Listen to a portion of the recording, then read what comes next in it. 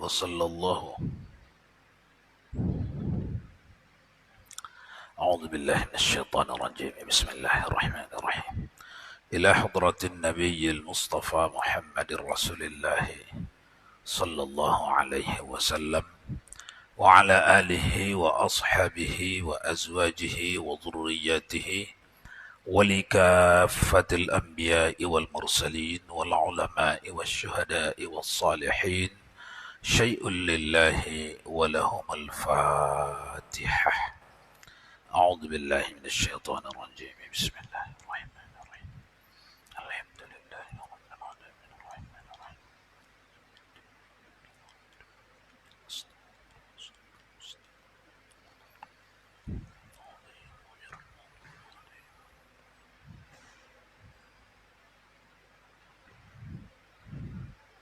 فقال المؤلف رحمه الله تعالى وأدم نفعنا بعلومه في الدارين آمين ثم قال Tuan-tuan jamaah salat maghrib Masjid Agung Karimun rahimakumullah. Kembali kita dalam pengajian Fardhu Ain pada bidang akidah. Halaman 126 di bahagian bawah.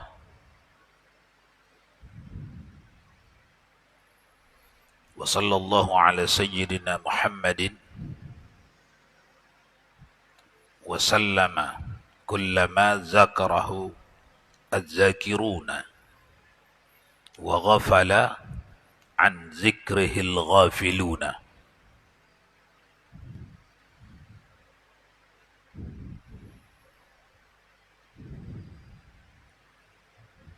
Silakan Pak Ustadz.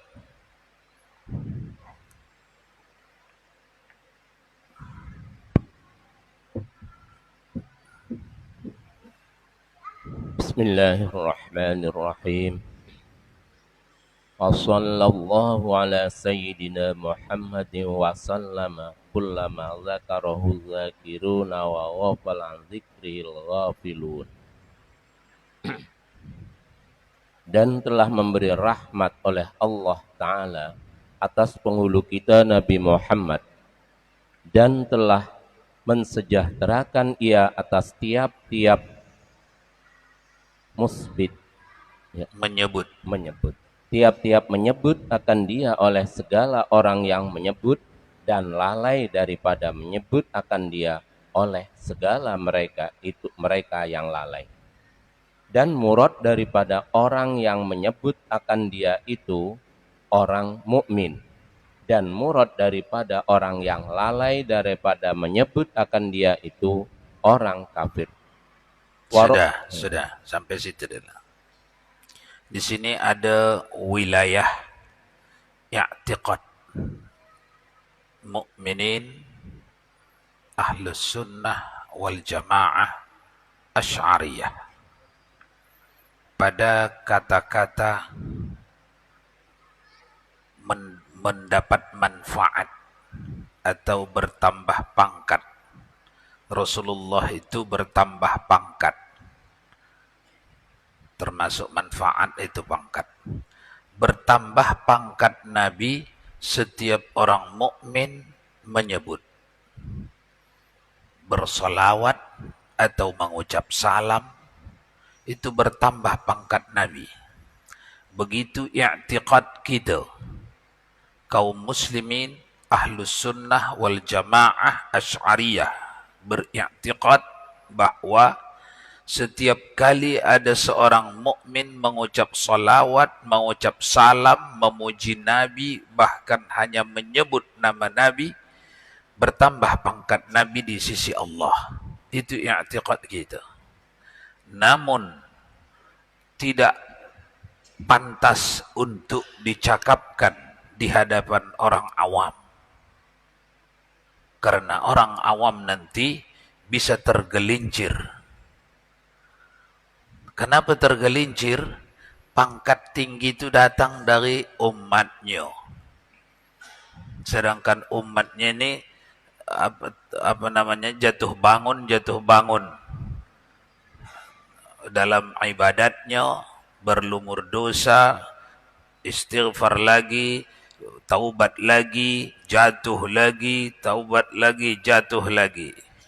Orang-orang rendah macam inilah yang membagi pangkat tinggi kepada Rasulullah. Itu tak pantas.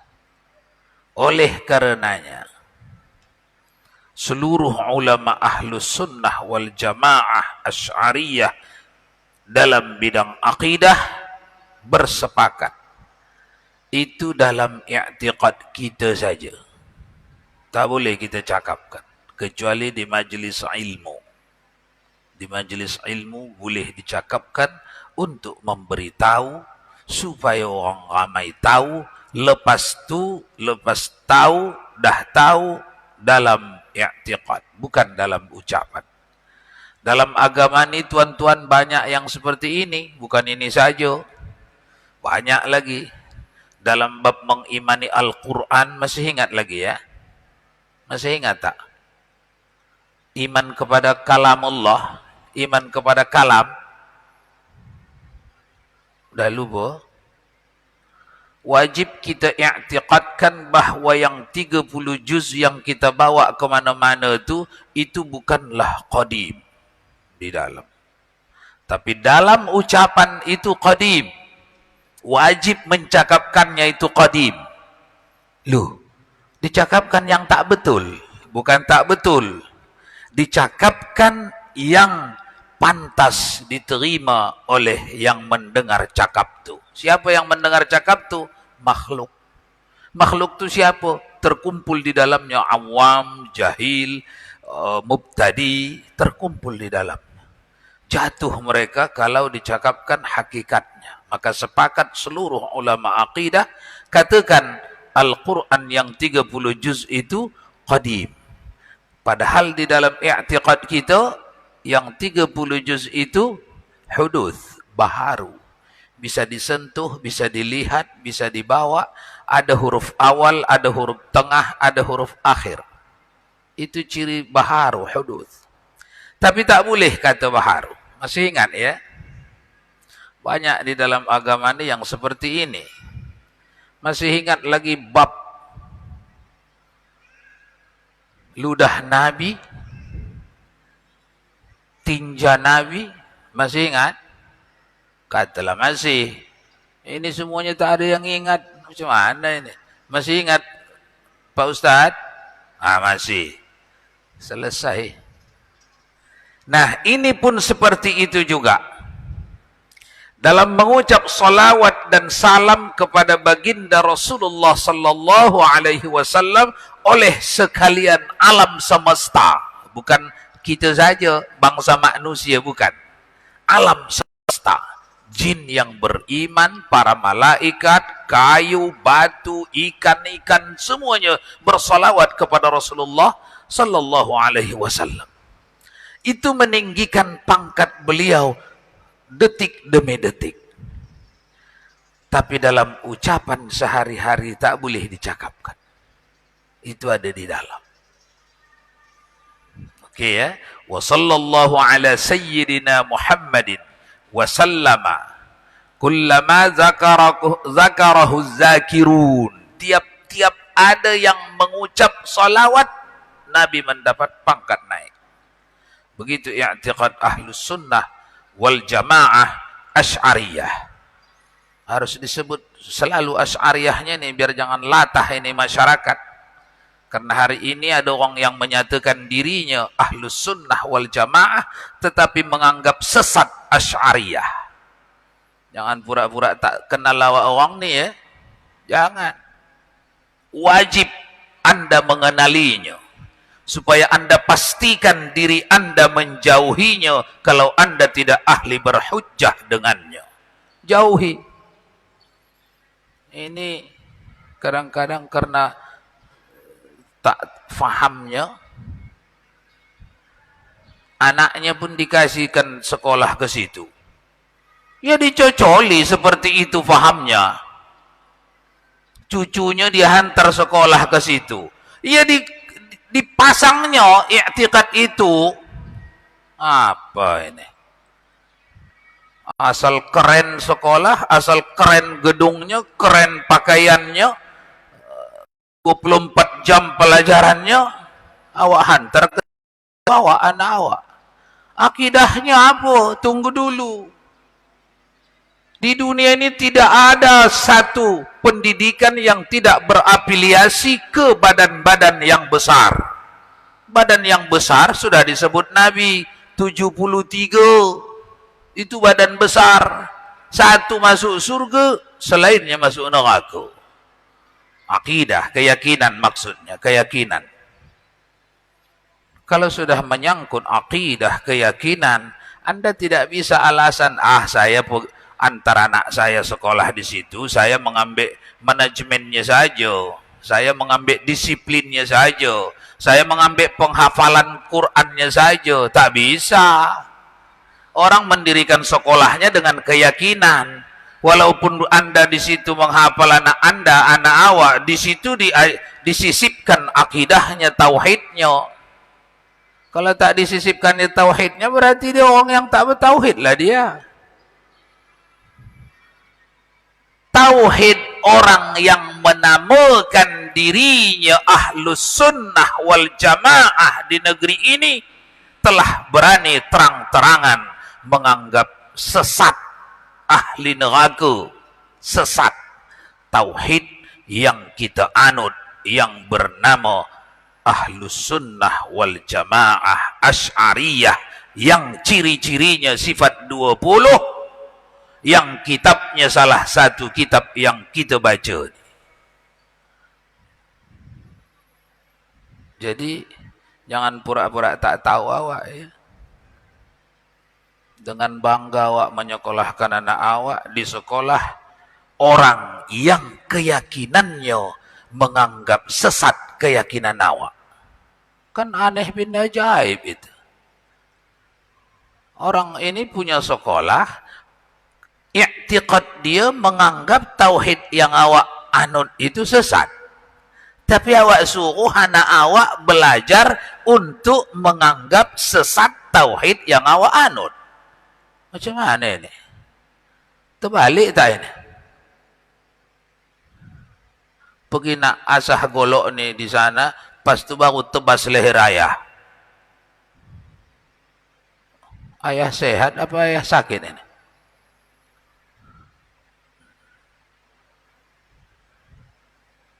Baik, lanjut. Atau ada soalan, silakan. Belum ada, lanjut.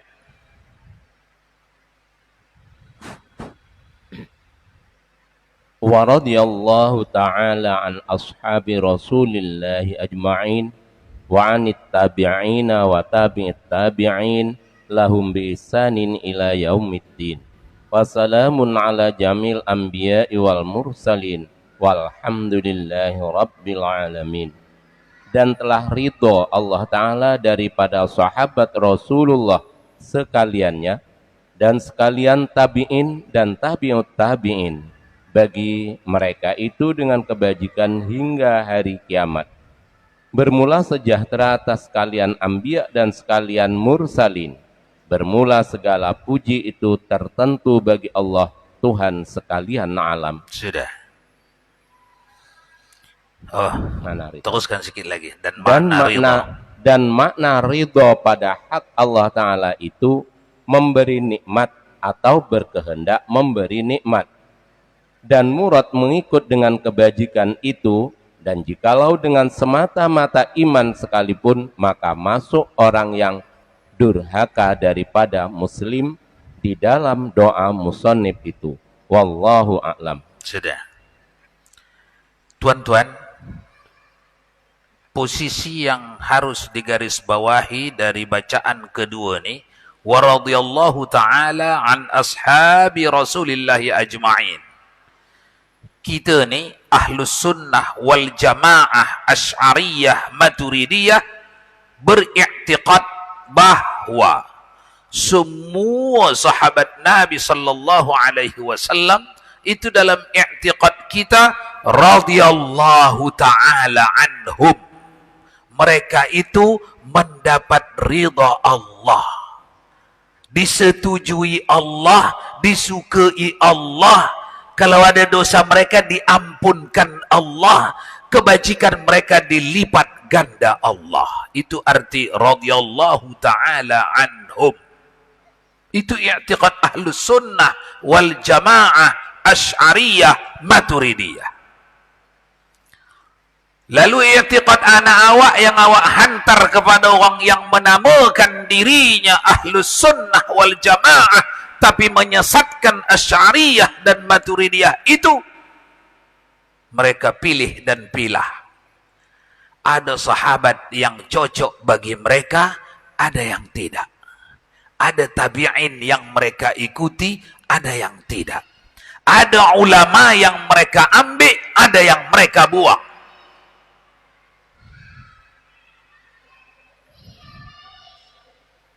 Hati-hati, ini wilayah akidah sekali lagi. Jangan pernah ikut mengiktikadkan, meyakini bahwa para sahabat yang sudah dijamin dipuji-puji oleh Allah di dalam ayatnya dan di dalam hadis-hadis sahih, lalu ikut-ikutan Anda menistanya. Jangan.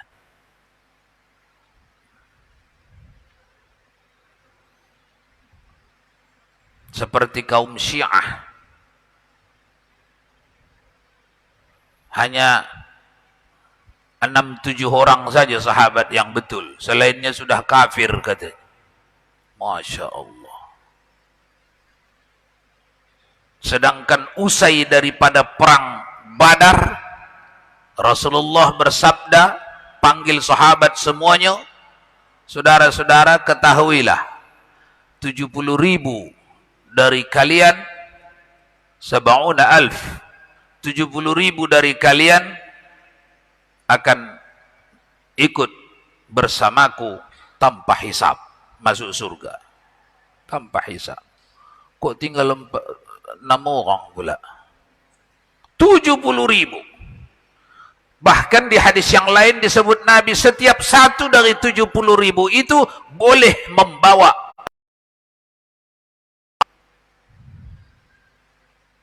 Bahkan kalau dikaitkan lagi, setiap haji mabrur boleh membawa 400 orang. Itu haji mabrur semuanya itu yang 70.000 itu.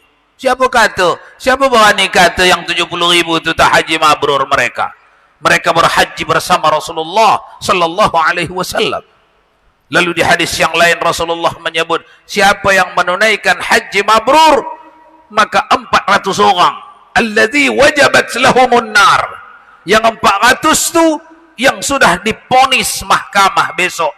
Masuk dulu ke dalam neraka, baru tebus, selesaikan dosamu di neraka, baru kau boleh masuk surga. Karena mati dalam keadaan beriman.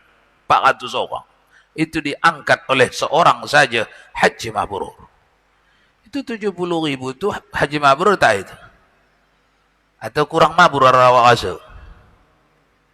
Tak, haji mabrur.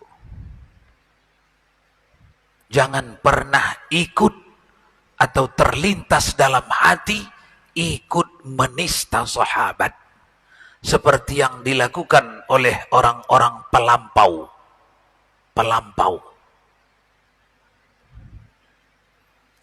Kemudian tanpa ilmu menolak yang satu, mengambil yang lain.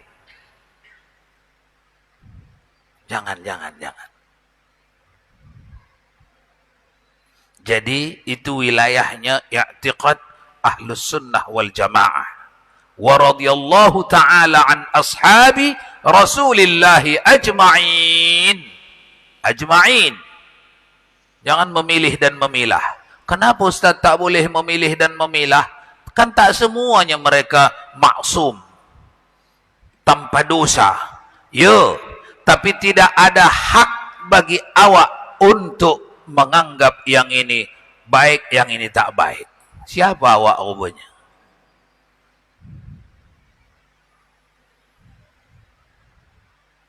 Yang boleh mengatakan ini kurang baik, makanya tak kuikuti, ini lebih baik, makanya ku setujui, ini kurang baik, aku tak setuju, ini lebih baik, aku setuju. Itu yang sah mengatakan dalam kaidah usul fikih kita. Orang yang sah mengatakan itu harus selevel ilmu dia dengan ini dan ini. Kalau tak selevel ilmu dia membuat penilaian kepada orang dua ni, yang ini kurang baik, yang ini baik, lebih baik, saya ambil yang ini. Dalam bab yang lain, yang ini lebih baik, saya ambil yang ini, yang dua ni kurang baik. Tapi ilmunya di bawah orang ni batil. Itu kaidah usul fikih kita. Makanya dengan mudah kita tengok rancunya orang yang menganggap tidak perlu bermazhab, langsung saja ke Quran hadis. Itu dengan mudah melihat rancunya orang tu. Tengok saja kitab usul fikih, tahu saya yang tebal-tebal, yang kecil-kecil, awak sudah lihat itu. Kaidah hukum.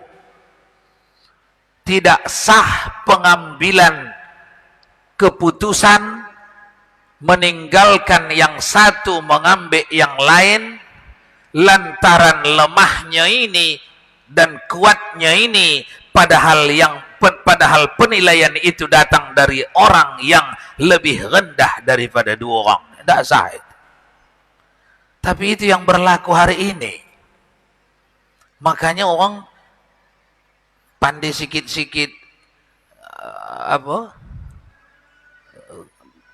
baca Quran, pandai sikit-sikit terjemah, pandai sikit-sikit hadis, ada terjemah, ada sikit nahu sikit, secakuk, ada nahu sarab sikit, ada mantik, bayan, balaghah, 3 tahun di aliyah, di pondok, dah mujtahid. Saya mujtahid jelah. Apa itu ustaz mujtahid? Kembali ke Quran dan hadis. Tak melalui mazhab. Mazhab ni bikin rancu ini. Oh, ustaz mujtahid ya? Iya. Lebih aman itu, lebih murni itu.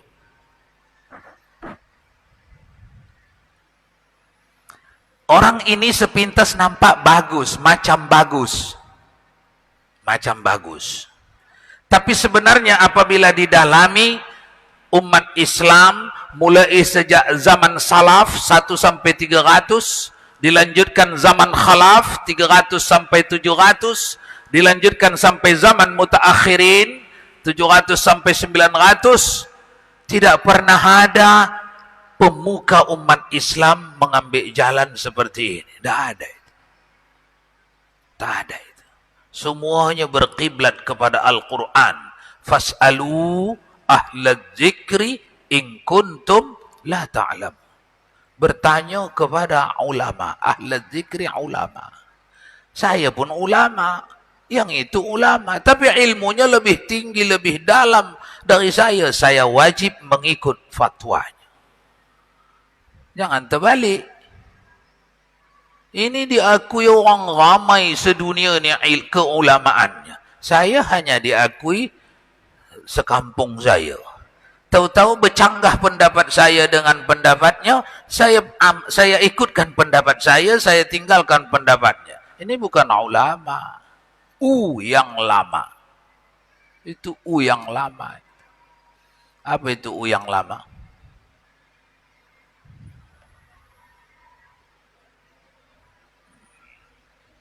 Baik.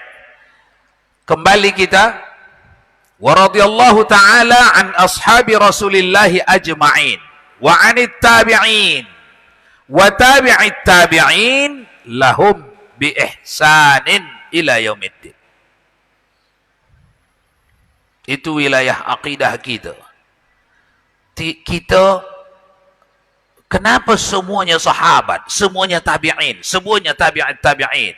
Karena kata Rasulullah sallallahu alaihi wasallam dalam hadis sahihnya, la yattafiqu ummati 'alal kadhib. Allah tidak biarkan umatku itu, umat di sini bukan umat asal orang beriman, tak, ulama-ulama, petinggi-petinggi zaman. Allah tidak biarkan ulama-ulama yang tinggi-tinggi di setiap zaman itu tersesat dalam jumlah mayoritas. Tidak mungkin itu. Kalau jumlahnya mayoritas dari timur ke barat dunia ini, mereka orang berilmu semuanya, apa yang mereka fahamkan itu pasti benar. Kenapa? Rasulullah memberikan jaminannya. La yattafiqu ummati 'alal kadhib. Ini cara Allah memelihara agamanya ini sampai ke hari akhir. Inna nahnu nazzalna dzikra wa inna lahu lahafizun. Kami yang menurunkan agama ini. Al-Quran, hadis, itu kami yang menurunkan, kata Allah. Kami yang memeliharanya.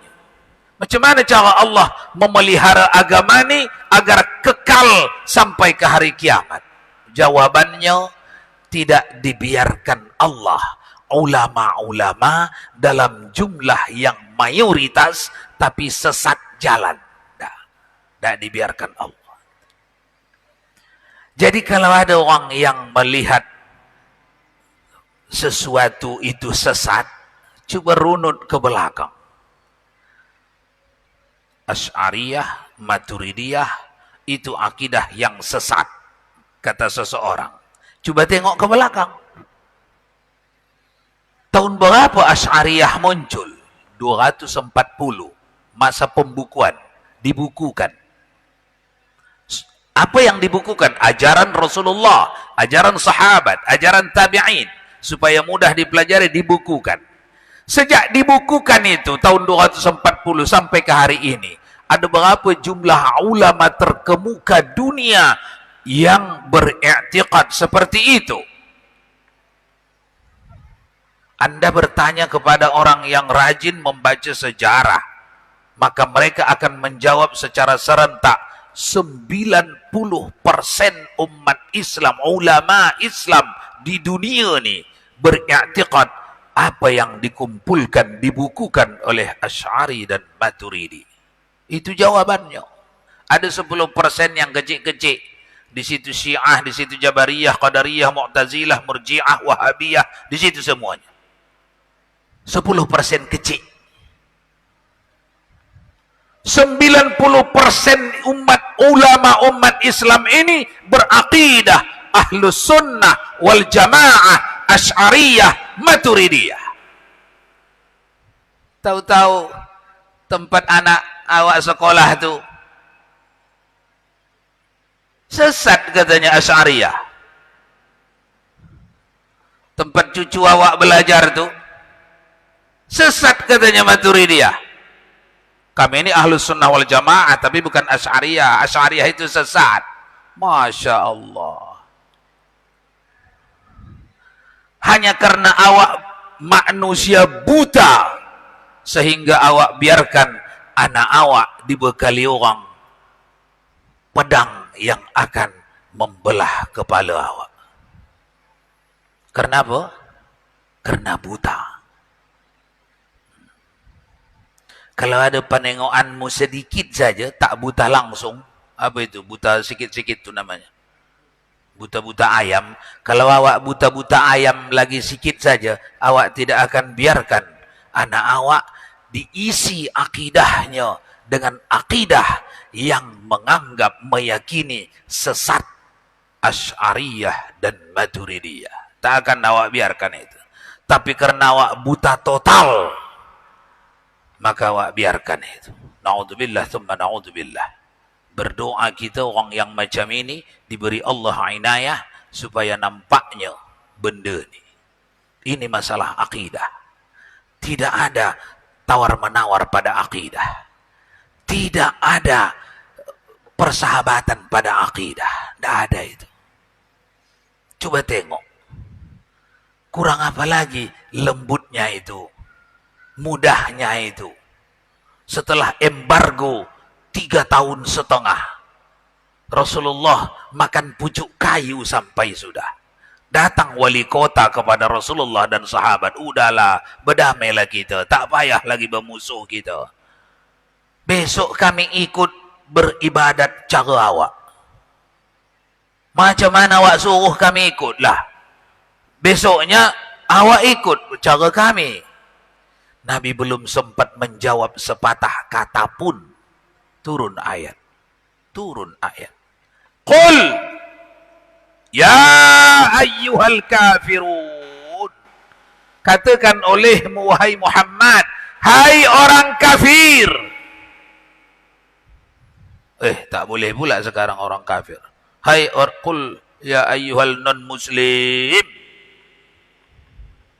Celah ke-12 itu. Katakan wahai Muhammad, hai orang kafir, aku tidak akan pernah mau menyembah yang kau sembah. Engkau pun tak payah ikut menyembah yang aku sembah. 2 kali itu ya, 2 kali itu. Tengok ayat itu, 2 kali itu diulang, menunjukkan kuatnya perintah. Wala antum abiduna ma a'budu. Wala ana abidum ma'abadtum. Aku takkan ikut menyembah yang kau sembah. Engkau pun tak payah ikut menyembah yang ku sembah. Ini sesembahan kita lain. Yang kita sembah, yang laisa kamitslihi syai'un. Yang tidak berseperti. Siapa yang menyembah itu sama kita. Kalau bukan yang seperti itu yang disembahnya, tidak sama kita. Tidak sama kita. Yang menganggap turun setiap sepertiga akhir malam ke dunia. Tidak sama sesembahan kita itu. Lain yang awak sembah itu. Lain yang kita sembah. Yang menganggap betangan dia. Lantaran dia kata dalam ayatnya, Yadullahu fawqa aidihim. Tangan Allah di atas tangan semua makhluk. Dia kata dia bertangan, udah akui dia bertangan. Yang pasti tidak sama dengan tangan kita. Tapi dia kata bertangan, akui dia bertangan. Itu bukan kita itu. Bukan. Kita wajib takwil itu. Yadullahu fawqa aidihim. Tangan Allah di atas tangan semua makhluk. Kekuasaan Allah di atas kekuasaan semua makhluk. Wajib takwil itu. Orang yang tak mau takwil itu pastikan dia bukan kita, kita bukan dia. Karena gobloknya awak tak kenal, awak kira dia tu kita, kita tu dia. Makanya awak hantar cucu awak ke situ sekolah, ya dicocolinya dengan akidah macam itu. Akidahnya macam itu. Awak faham tak itu? Budak itu tak dapat pelajaran yang lain selain itu. Yang dituntut besok di mahkamah siapa? Yang dikejar budak itu awak. Dalam hadis Muslim, begitu seorang hendak masuk surga, datang anak mereka menarik kaki mereka. Ya Allah, tidak adil kalau kami tinggal di neraka, ayah kami ini masuk surga. Gara-gara dia dulu kami berfahaman ini. Dia yang menghantar kami ke pelajaran yang macam ini. Dalam hadis Muslim, baca itu ya. Lanjut. Ada soalan lain? Silakan.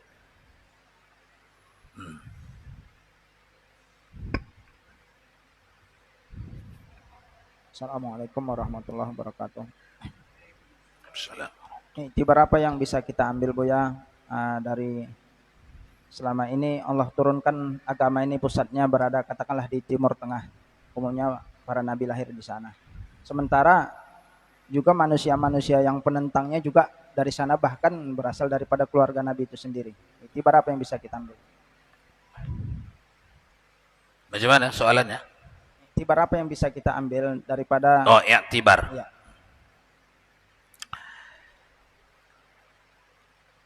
Iktibarnya banyak. Di antaranya adalah kenapa dari sana juga datangnya penjahat-penjahatnya. Allah lebih tahu secara fisik, secara mental mereka lebih kuat untuk menerimanya. Iman itu lebih kuat untuk menerimanya. Kalau datangnya di sini langsung musnah iman itu semua, tak tinggal lagi orang beriman. Karena memang secara fisik dan mental kita lebih rendah, lebih lemah. Makanya tak dipilih Allah anbiya wal mursalin dari negeri kita. Kita lebih lemah secara fisik dan mental. Sedangkan angin-angin puyuhnya saja pun sampai ke negeri kita sudah begini kita. Mabuk kepayangnya lagi kita. Belum lagi top skornya itu lahir di sini, besar di sini, angin-angin puyuhnya saja ngembus-ngembus. Anak-anak kita dipanggil orang tuh sana, diajarnya sana. Anak-anak kita yang susah-susah, yang miskin-miskin, dibawanya sana beasiswakannya, S1, S2, S3 beasiswa, dibelanjainya semuanya, baru kirimnya balik sini. Ajakan itu saja sudah sempoyongan gitu. Sudah sempoyongan. Kenapa? Karena kita lemah secara fisik dan mental. Belum ada pembesar-pembesar yang mengajak kita, belum. Keroco-keroco yang mereka panggil, mereka kader di sana. Padahal budak-budak itu tamat-tamat SMA itu dipanggilnya.